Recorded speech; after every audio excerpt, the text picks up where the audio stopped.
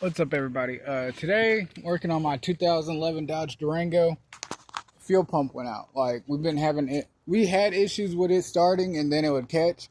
So, I did the breakdown, walkthrough. Like, I went and found where my fuel pump fuse and the fuel pump relay was. It is, for the one, since nobody could seem to find it, it is M25. It's a 20 amp fuel.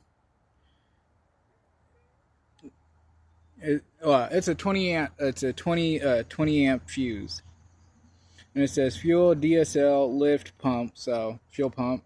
And then the other one is a M37 10 amp ABS ESP stop fuel pump relay sway bar feed.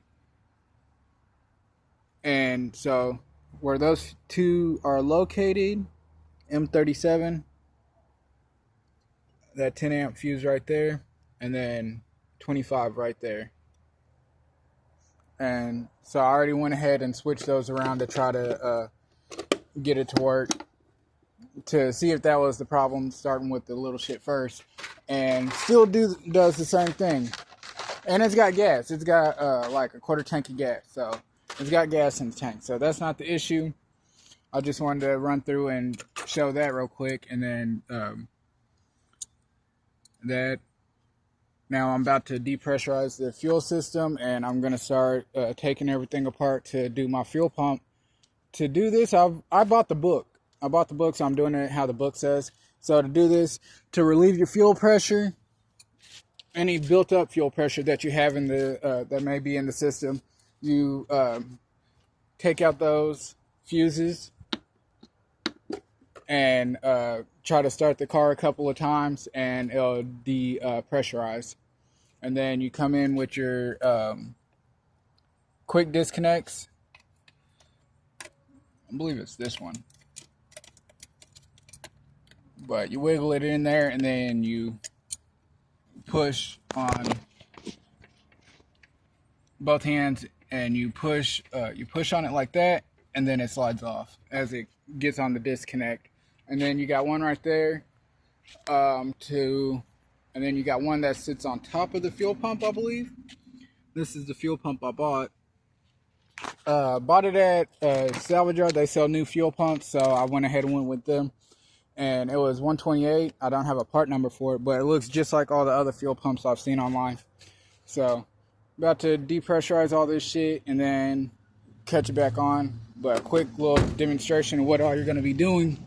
And what all I'm going to be doing, lift up the car, block the tires up there, and then you got to take off this heat shield right here. Your exhaust from right there back, and then heat shield exhaust first, then the heat shield, and then you disconnect your hose from the filler tank. Do that, and then you have these bolts right here that your fuel tank straps, and it's on both sides. So I'm gonna go do all that. I might catch you back on. I might not. Have a dentist appointment today, so as I go along, I'll catch you on and show you the progress and shit of what I've done so far. Oh, and I forgot to mention, when this happened, it happened in Walmart's parking lot. So I ran into Walmart and sprayed some starting fluid.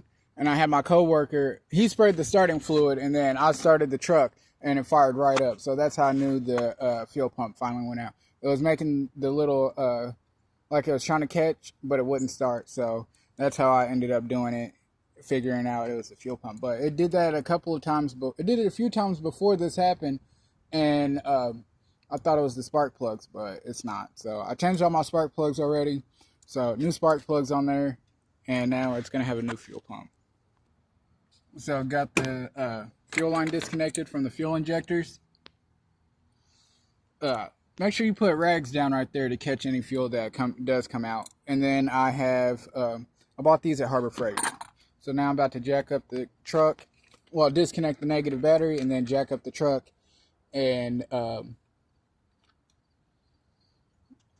begin my process.